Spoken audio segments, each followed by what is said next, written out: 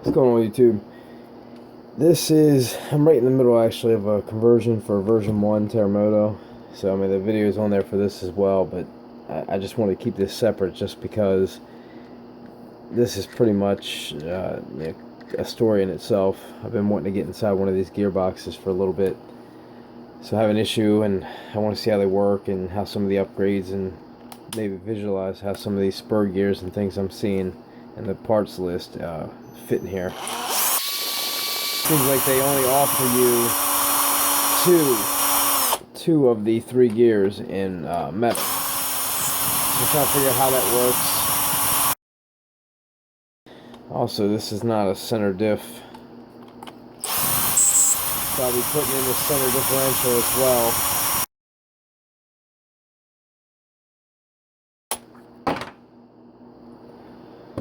Sure enough.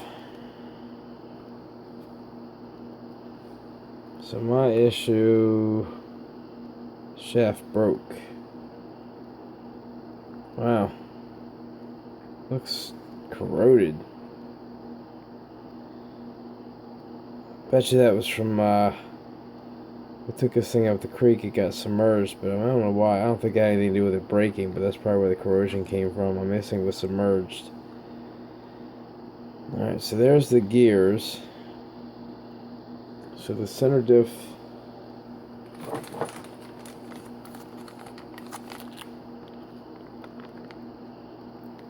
is going to go here. Punch through. Alright, fair enough, but so they make,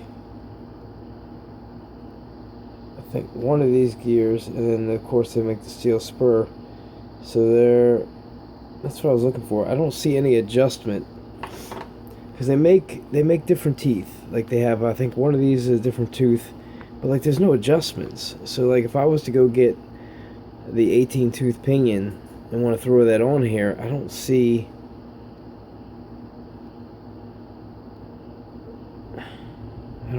where the adjustment is for it. Same thing with you change the tooth. I mean, this one I think changes as well. One of these other ones, again, I have to look at the pictures to see if one of these is available in the steel as well, but there's no way to align it. That text had no help for me on that either, but I mean all my gears are good, but I am going to change this out anyway while I'm at it. So shouldn't even have to drop the motor out. I'm just gonna punch this out if it doesn't just pull out.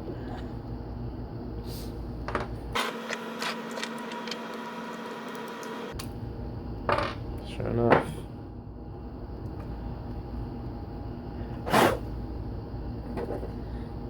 Probably would have to remove this bearing if you're going to do the upgrade.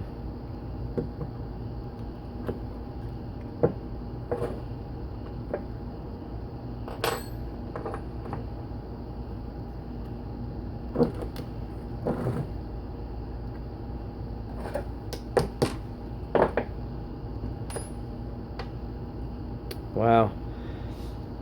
It's designed. I mean, why the hell wouldn't they just put the upgrade in this thing? The whole center just dropped out, and I mean, that's probably perfect right there.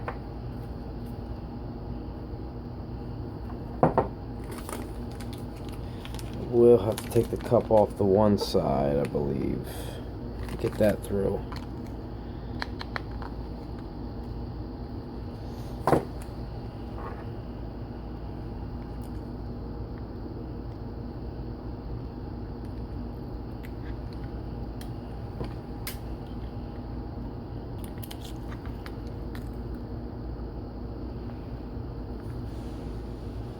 Oh, good golly.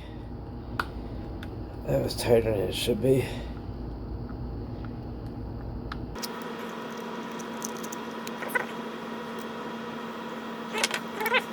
Can't turn back now.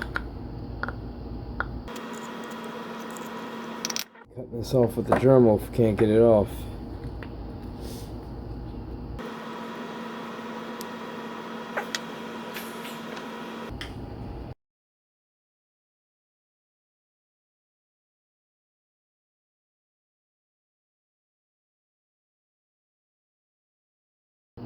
mean, they must have. I mean, they don't want these things to come off, but wow, man, that thing's on there.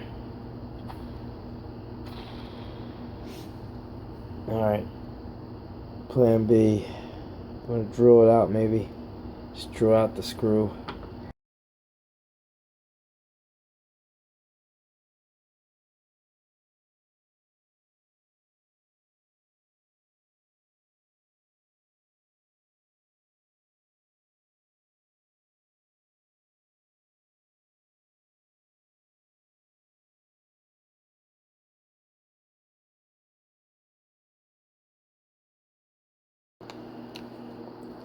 Well, every once in a while you learn something, you just want to share it with everybody. Apparently when I was pushing hard the first time, I wasn't pushing hard enough. So, this actually pushes through. So, if this does get you, don't go through the hassle of what I just did. So, alright, lesson learned.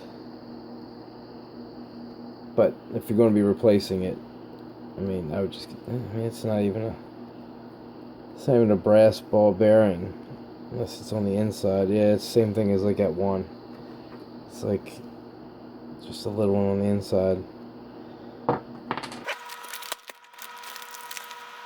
Man, that is annoying. I want to upgrade this oil, but that's a pain in the butt.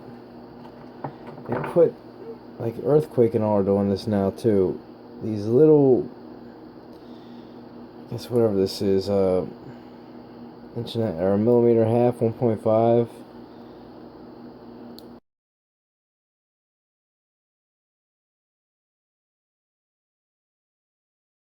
Alright, this is painstaking. I'm gonna get these screws off, and I'll come right back. Alright, so I got the last one off. Oh wow, look at that. They actually got a grease in there. Damn. I don't think there's any need to put any more oil in there.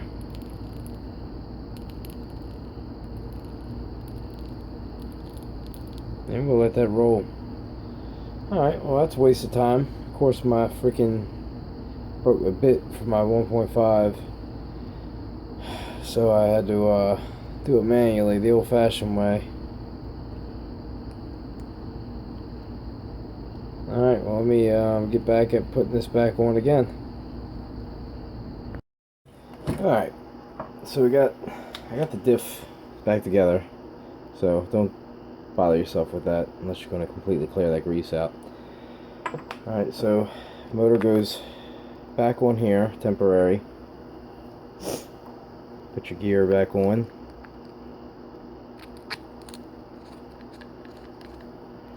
And then you drop in your actual spur.